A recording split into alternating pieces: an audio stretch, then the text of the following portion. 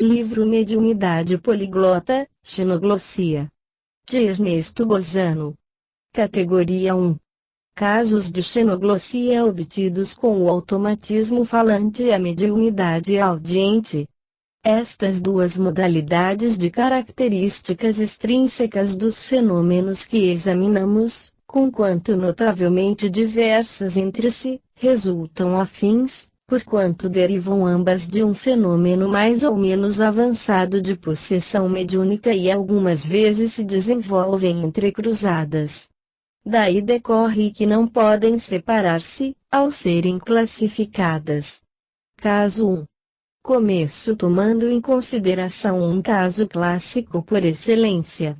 O da filha do juiz Edmondes, caso importante e incontestavelmente autêntico, mas, como é familiar a todos os que se dão à metapsíquica, atenho-me ao que já anteriormente disse e limito-me a relatá-lo resumidamente. Nada melhor então do que me reportar ao resumo que dele fez o professor Richet no seu Tratado de Metapsíquica, página 272, onde escreveu: o caso mais impressionante é o de Laura Edmondes, filha do juiz Edmondes, personagem de elevada inteligência e lealdade perfeita, que foi presidente do Senado e membro da Suprema Corte de Justiça de Nova York. Laura, sua filha, era católica fervorosa, muito praticante e piedosa. Falava exclusivamente o inglês e aprendera na escola um pouco de francês. A isto se limitavam seus conhecimentos de línguas estrangeiras.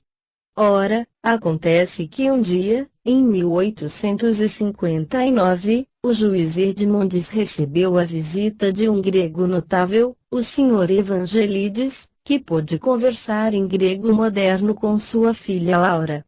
No curso dessa conversação, a que assistiam diversas pessoas, cujos nomes são citados no texto, o Sr. Evangelides chorou, por lhe ter a médium participado a morte do filho, ocorrida por aquele meio tempo na Grécia. Ao que parece, Laura encarnava a personalidade de um amigo íntimo de Evangelides, um tal Botizari, morto na Grécia e o irmão do conhecido patriota. Segundo o juiz Edmondes, se sua filha, Laura, conversou em grego moderno com Evangelides e se lhe participou a morte do filho, isso só se poderia explicar admitindo-se que o defunto Botizari fosse realmente outro interlocutor, na conversação. E Edmondes acrescenta: negar isto, de que fui testemunha, é impossível, o fato é de tal modo claro e eloquente, que negá-lo equivaleria, logicamente, a negar que o sol nos ilumina. Nem poderei, certamente, considerar o fato uma simples ilusão, visto que ele em nada difere de todas as outras realidades com que deparamos em qualquer período da nossa existência. Acresce que tudo se passou na presença de 8 ou 10 pessoas cultas e inteligentes. Nenhuma delas vira jamais o Sr. Evangelides, que me fora apresentado por um amigo naquela mesma noite. Como, pois, há podido Laura participar-lhe a morte do filho? Como se explica que haja falado e compreendido o grego moderno, língua que nunca ouvira falar? Tratado de Metapsíquica, página 272. Assim se exprimiu o juiz Edmondes e devemos convir em que, transcorridos 70 anos desde aquele dia e malgrado aos enormes progressos realizados no campo das pesquisas metapsíquicas, ninguém estará apto a responder a essas interrogações, dando uma explicação diversa da que ele apresentou e segundo a qual o fenômeno produzido implicava necessariamente a intervenção do defunto amigo do consultante. Cumpre, por fim, se complete o resumo do professor Richet, ponderando que, se o incidente de Evangelides é o mais notável de quantos se deram com a mesma médium, em grande conta precisa levar-se que esta, noutras circunstâncias, conversou em 8 ou 10 línguas diversas. Informa o juiz Edmondes. Minha filha apenas conhece o inglês e um pouco de francês.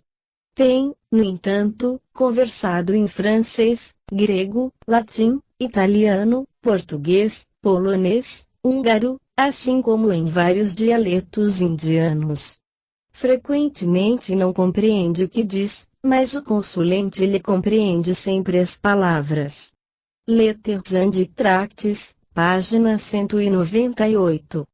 A ninguém escapará o alto significado que se encontra implícito no fato de a médium não compreender, quando em vigília, a significação das palavras que seus lábios automaticamente proferiam, fato que demonstra positivamente achar-se ela, nessas ocasiões, em fase parcial de possessão mediúnica, durante a qual uma entidade espiritual extrínseca se servia de sua faringe para exprimir-se.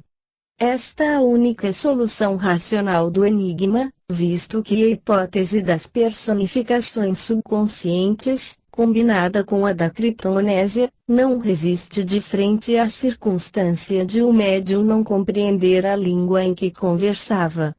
Poderiam objetar-me que, quando a criptonésia provoca a imersão de frases em línguas ignoradas, ouvidas ou lidas distraidamente pelo sensitivo, também a este não compreende as frases que pronuncia ou escreve. É exato, mas trata-se de fragmentos de frases incoerentes, destituídas de qualquer relação com situações do momento, o que nada tem de comum com o fato de o sensitivo conversar racionalmente numa língua que não compreende. Voltando ao assunto, observarei que, se relativamente a uma parte apenas dos episódios de xenoglossia ocorria a circunstância de a médium Laura Edmondes não compreender as palavras que lhe saíam dos lábios, então se deve inferir que isto acontecia achando-se ela em estado de vigília e que, ao contrário, quando compreendia, se encontrava em estado de transe, caso em que naturalmente não era ela quem compreendia, mas a personalidade mediúnica que se comunicava. Finalmente, resultará instrutivo comparar-se o caso de Laura Edmondes com outros análogos narrados por antigos magnetólogos, ou seja, estudo dos efeitos magnéticos produzidos por características magnéticas da matéria, que não sabiam explicar o fato extraordinário dos seus sonâmbulos, quando em transe, interrogados em latim, grego e hebraico, tudo compreenderem e responderem corretamente. Ao passo que, além de não se mostrarem aptos a formular uma resposta nas línguas em questão, também não conheciam o significado dos vocábulos empregados nas perguntas a que tinham respondido. Essa aparente contradição, que tanto embaraçava o critério dos magnetólogos, hoje se explica, considerando-se que, se os sonâmbulos eram capazes de responder corretamente, se bem ignorassem a língua em que se lhes faziam as perguntas, isso se dava quando liam o conteúdo da interrogação na mentalidade do consultante. No caso de Laura Edmondes sucedia o fenômeno oposto. Ela era apta a falar automaticamente em 10 línguas diversas, que totalmente ignorava, sem compreender, ao demais, o significado do que ela mesma dizia. Daí ressalta claramente a diferença que há entre os estados sonambúlicos e as condições de possessão mediúnica. Quer dizer também que, no primeiro caso, a faculdade supranormal da leitura do pensamento tornava apto o sonâmbulo a compreender perguntas formuladas em línguas que desconhecia, mas que não existia na sua subconsciência nenhuma faculdade capaz de fazê-lo conhecer o que nunca aprendera, decorrendo daí que não podiam exprimir-se em línguas que ignoravam. Contrariamente, no caso de Laura Edmondes, o aparente milagre se produzia por ser ela médium em condições de possessão mediúnica, o que significa que na realidade quem falava por seu intermédio não era a sua personalidade e sim uma entidade espiritual que se apossava momentaneamente de sua laringe. Quanto à fantástica hipótese da memória ancestral, repito que não me parece deva discuti-la, como se tratasse de uma hipótese legítima, sustentável, verossímil. Como quer que seja, porém, ponderarei que no caso aqui considerado achamo-nos em presença de uma médium que falava em 10 línguas que desconhecia, inclusive diferentes dialetos indianos. Assim, se alguém se achasse disposto a tomar a sério a hipótese a que me refiro, teria que admitir que nas veias da senhorita Edmond escorria sangue de antepassados pertencentes a 10 povos, entre os quais diversos representantes da tribo norte-americana dos Pele Vermelha. Quem se sentiria com bastante coragem moral para sustentá-lo?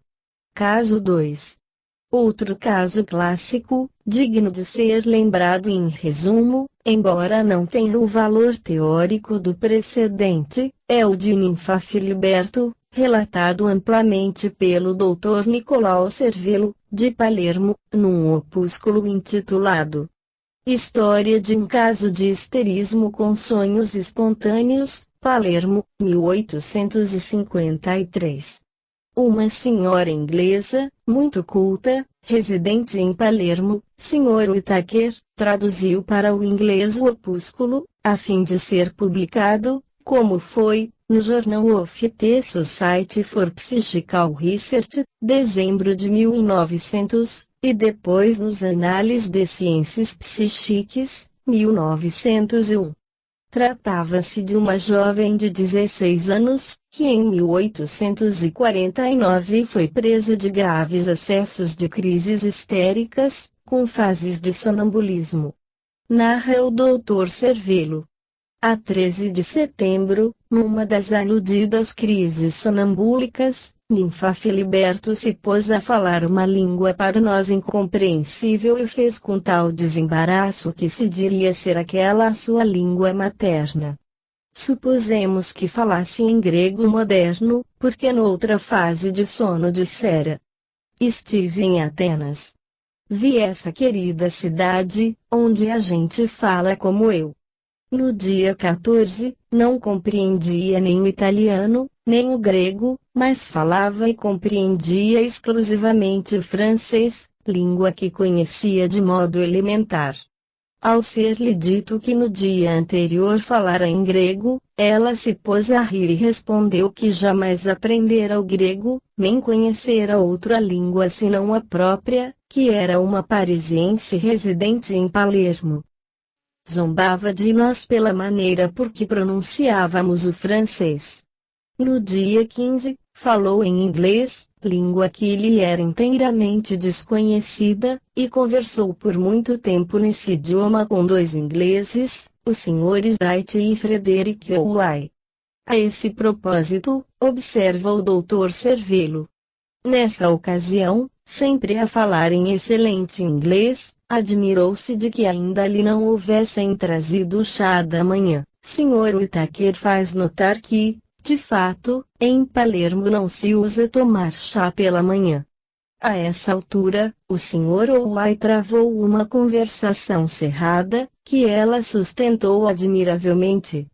Mais tarde, tornou-se completamente afônica e, então, para fazer-se compreender, recorreu a um artifício engenhoso.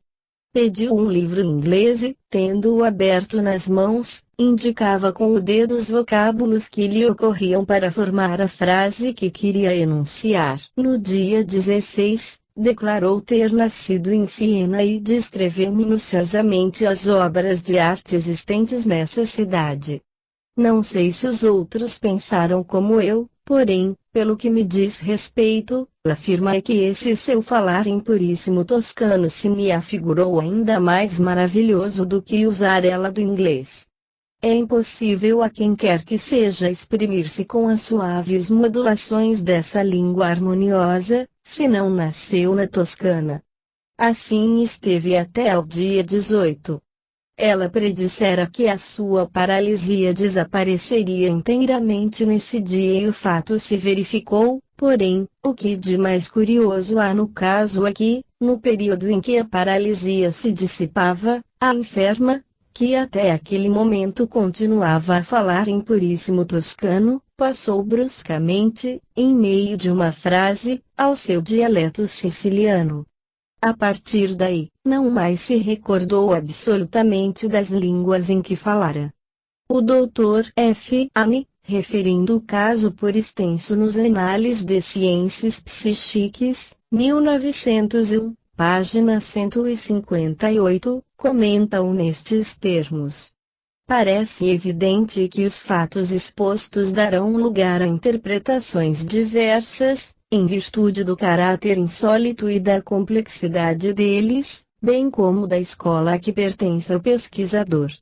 Os neurologistas, fundando-se na multiplicidade dos acessos convulsivos, nos fenômenos de movimentos sensoriais e nas alternativas proteiformes, ou seja, que muda de forma frequentemente, desses fenômenos, diagnosticaram uma forma anormal, aberrante, de histerismo, muito embora convenham em que grande é a dificuldade para incluir o caso no quadro clássico da histeria.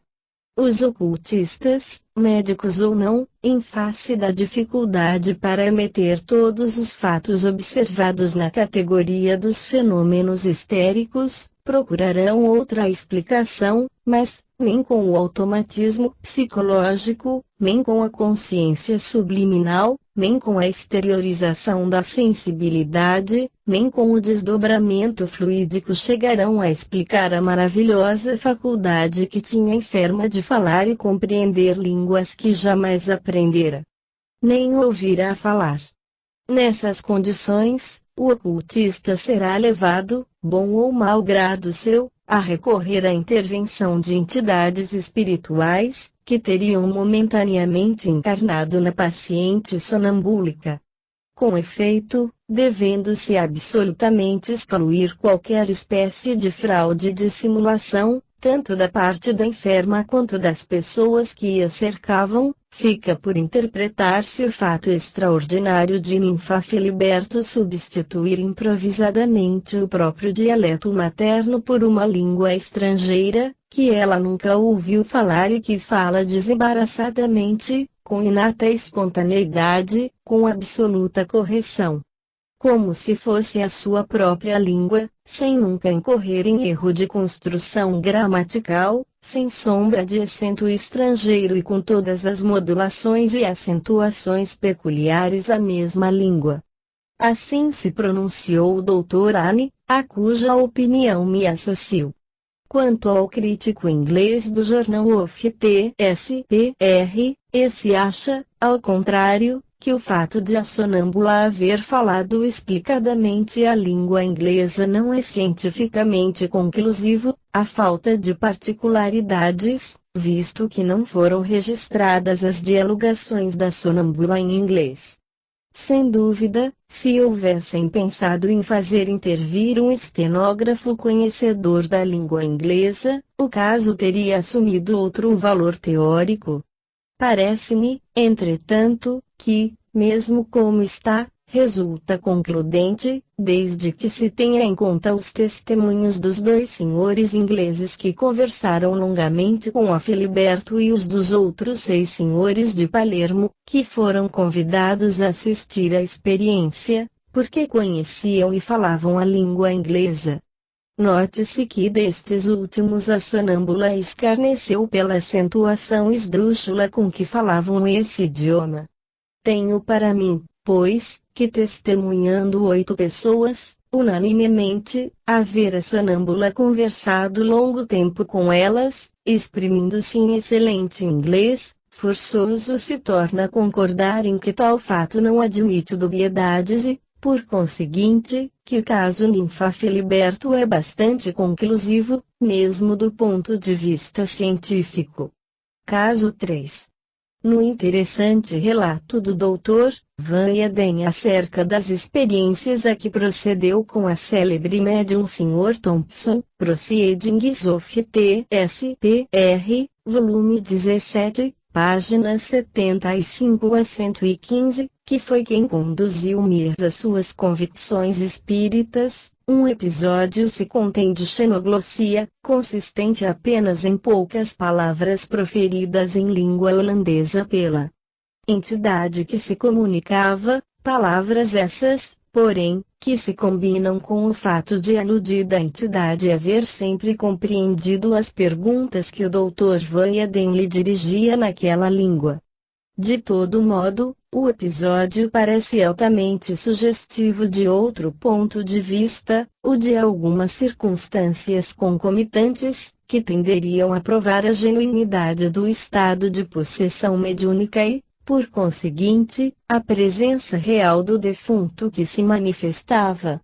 Apresentara-se um amigo do Dr. Van Eeden, que tentara suicidar-se golpeando profundamente o pescoço.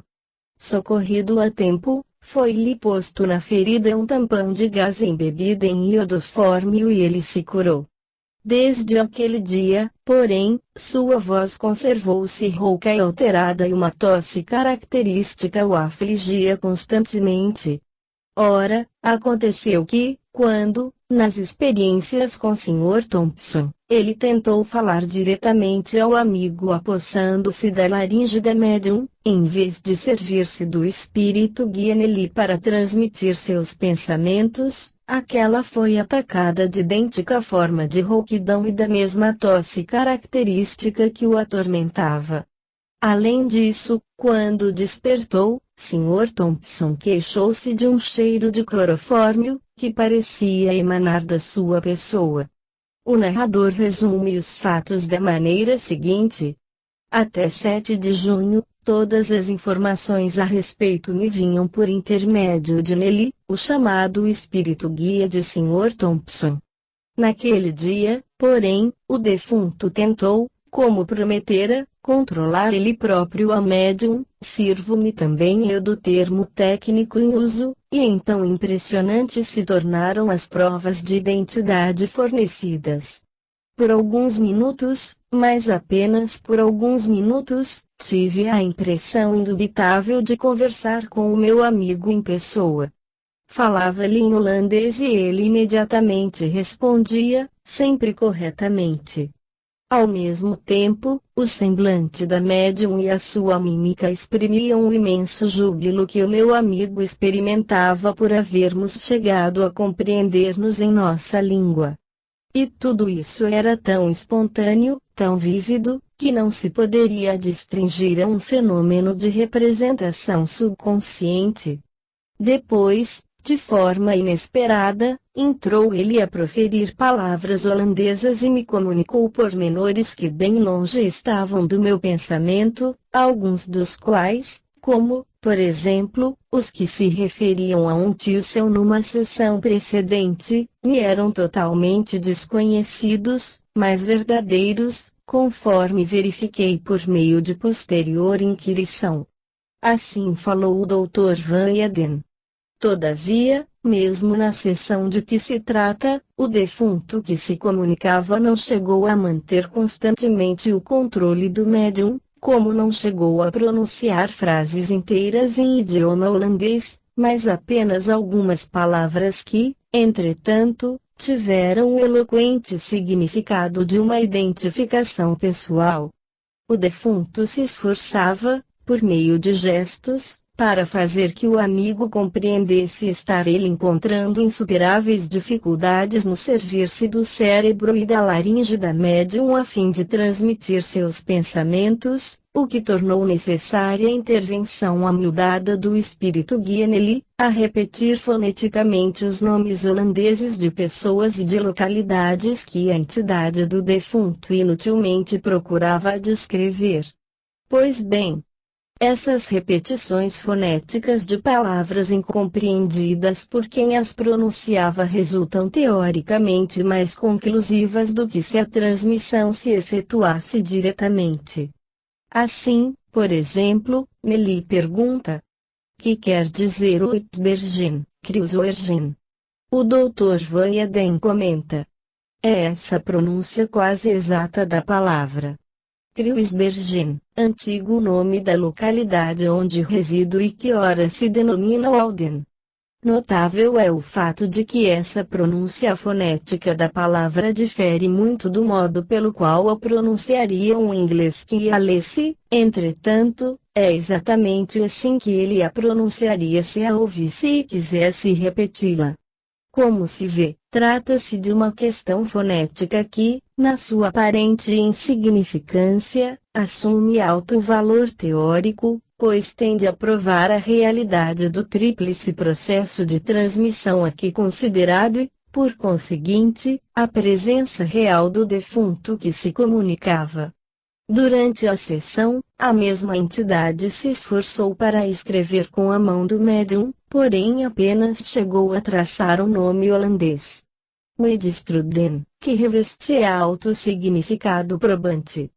Seguiu-se longo intervalo de silêncio, durante o qual o Sr. Thompson parecia agitadíssima, a palpar nervosamente o pescoço com a mão. O defunto que se comunicava conseguiu transmitir algumas outras palavras holandesas, mas, como já foi dito, não logrou formular frases e circunstância mais importante, do ponto de vista em que nos colocamos, é a do mesmo defunto compreender sempre as perguntas que os experimentadores lhe dirigiam em língua holandesa, demonstrando ao mesmo tempo o júbilo que sentia por ouvir falar a sua língua nativa. Como quer que seja, repito, o caso em apreço, nada relevante em si mesmo como exemplo de xenoglossia, adquire valor, desde que seja considerado em relação às circunstâncias concomitantes, qual a da médium ressentir em si própria os sintomas e a enfermidade que afligiram o defunto depois da sua tentativa de suicídio. Ignorando a médium a existência do defunto de que se tratava, é fora de dúvida que não podia reproduzir essas particularidades episódicas, mediante o fenômeno de fazer emergir da sua subconsciência pormenores conhecidos e depois olvidados, criptonésia, ou seja, literalmente, memória oculta, é a memória inconsciente ou a memória ancestral, ou ainda memória subliminar. Poder-se-ia naturalmente objetar que o experimentador conhecia os particulares da questão, que provavelmente pensava neles e que, portanto, a médium lhe apreendeu o pensamento. Mas, se tal coisa se pode alegar quanto às particularidades concernentes à rouquidão crônica e à tosse característica de que padecera o defunto, bem difícil será sustentá-lo com relação à particularidade eloquente de a médium perceber cheiro de clorofórmio, em correspondência com o fato de ter sido posto na garganta do suicida um tampão de gás embebida em iodofórmio. A este propósito, farei notar que o Dr. Van Yaden não assistiu o amigo, quando da sua tentativa de suicídio, que, pois, não podia estar pensando num pormenor que não presenciara aqui, ao demais, não era de molde a interessá-lo, uma vez que devia constituir recordação bastante penosa e vivaz para a mentalidade do defunto. Este, nos dias que se seguiram àquela tentativa, muito incomodado se há de ter sentido com a dor desagradável que emanava da gaze do tampão que lhe fora colocado na garganta, tal qual se dera, de modo reflexo, com a médium. De um ponto de vista genérico, observarei que a circunstância de os defuntos que se comunicam reproduzirem, de maneira realista, as particularidades com que se desenvolveu um episódio trágico de suas existências terrenas e, ainda mais frequentemente, a crise por que passaram na hora da agonia, ocorre quase sempre nas experiências com médiuns de encarnação, incorporação, dizemos nós, ou de possessão. Sobre este ponto, dizem os defuntos, como explicação, que quando se acha imerso na aura vitalizante do médium, o espírito volve, por instantes, às condições terrestres, o que faz que no seu sensório automaticamente se reavivem os sentimentos emocionais e as particularidades que se produziram na última crise trágica da sua existência planetária, sentimentos e particularidades que quase sempre entendem com a crise pré-agônica e, às vezes, com algum momento dramático pelo qual passou ele no derradeiro período da sua vida. Daí resulta que, por efeito da momentânea possessão mediúnica, o defunto não pode evitar a transmissão daquelas emoções e particularidades ao médium.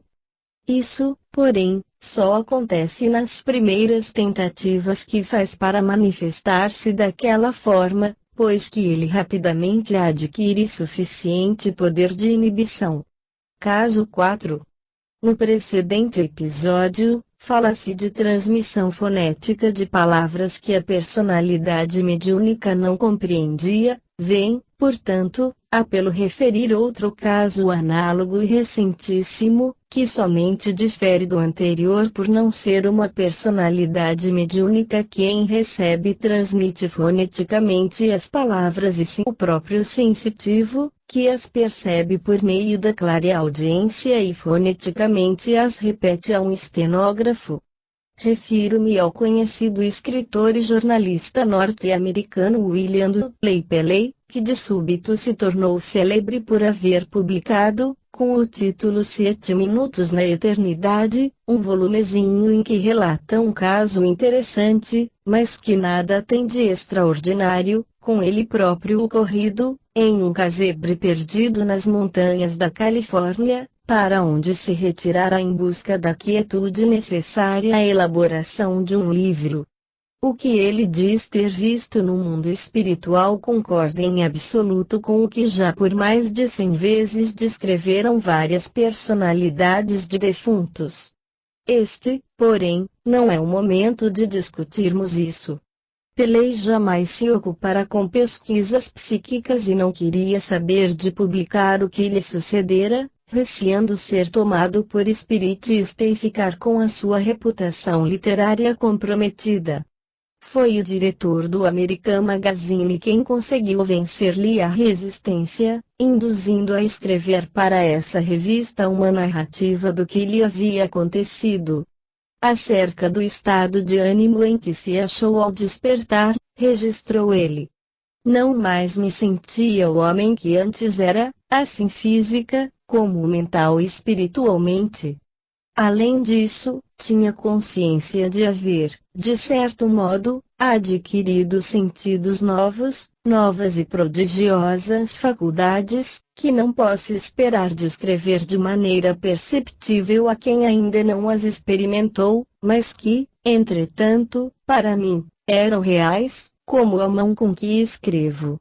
Entre as novas faculdades que ele adquirira, contava-se a da clareaudiência, por meio da qual continuou a manter-se em relação com as personalidades espirituais com quem conversara durante os 7 minutos passados na eternidade. No seu volumezinho, página 40, refere um episódio de clareaudiência, com o objetivo de confutar os ultradoutos comentários que fisiologistas e psiquiatras haviam tecido em torno do seu caso, comentários que concluíam unanimemente por considerar o ocorrido como uma consequência do abuso de drogas e de tabaco. Ele responde ponderando: deixemos, pois, que os modernos fisiologistas e psiquiatras expliquem o meu caso por meio da cômoda teoria da alucinação.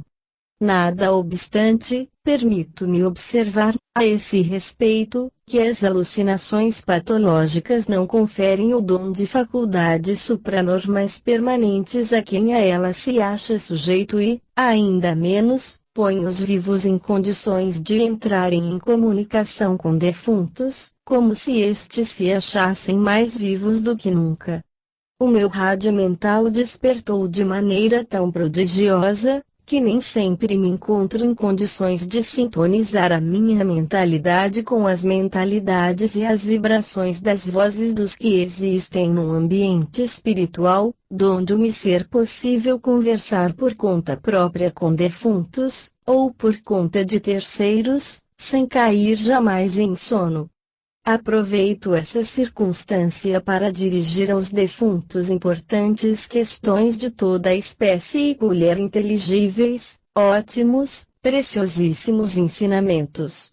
Já tomei nota de respostas em que as palavras ultrapassam de 10.000 e versam sobre os mais árduos aspectos das ciências físicas, cosmológicas e metalúrgicas. Por 3 ou 4 vezes na semana, dedico 2 ou 3 horas da noite a essas lições que me chegam dos espaços sem dimensão. Isso considerando e na expectativa de que os meus doutos sensores se apressem a classificar também estes admiráveis ensinamentos entre as inépcias propinadas como parvoíces da subconsciência, submeto-lhes o caso seguinte. Depois de conversar longo tempo com uma grande mente, que já não é deste mundo, uma outra voz se fez ouvir, falando em língua que eu não conhecia. Defronte de mim estava a estenógrafa, a quem pedi taquigrafasse foneticamente, em escrita ordinária, as palavras, que eu claramente percebia, da estranha língua, palavras que, para isso, lia repetindo.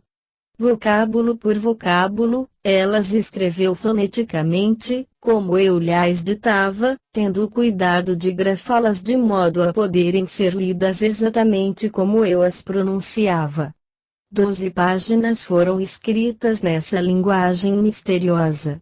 Decorridas algumas semanas, tive ocasião de submeter a mensagem a um douto filólogo, que verificou existir nela mais de 1 milhar de palavras em puro sânscrito. Era interessantíssimo seu conteúdo, pois que se referia às condições em que odiernamente se debate a civilização mundial. Advertiu-se-me de que a mensagem fora dada em língua sânscrita para refutar as teorias de muitos doutos superficiais que se deleitam em explicar estas manifestações, contáveis entre as mais portentosas da natureza, denominando-as o subconsciente. Quanto às insinuações de que eu, presumivelmente, abuso de drogas e do tabaco, respondo, que recentemente tive de me submeter a 2 exames médicos rigorosíssimos, para um seguro de vida, e fui dado como fisicamente perfeito. Este o interessante caso de xenoglossia ocorrido pessoalmente com o narrador, caso do qual se verifica que a entidade comunicante foi induzida a ditar a mensagem em língua sânscrita com o intuito de preventivamente excluir a hipótese do subconsciente. Sem dúvida, as provas da ordem desta, que com persistência se renovam há 80 anos, deveram racionalmente bastar a eliminar para sempre aquela hipótese de que tanto se tem abusado. Em consequência, deveram, também, racionalmente, conduzir a reconhecer-se o fato da intervenção de personalidades espirituais nas manifestações mediúnicas. Mas, praticamente, assim não é, porque uma grande lei, providencial talvez, de inércia mental, no sentido misoneísta, ou seja, aversão ou desconfiança em relação a mudanças, hostilidade para com o novo, domina, governa as aquisições evolutivas do pensamento humano. Por força dessa lei, quando um grupo de conhecimentos quaisquer se organizou solidamente na mentalidade humana, esses conhecimentos se tornam a tal ponto radicados e tenazes, que não podem ser vencidos, nem mesmo pelos fatos. Só por obra do tempo chegam a ser abalados, isso unicamente pelo sucederem-se no certame científico novas gerações de pensadores.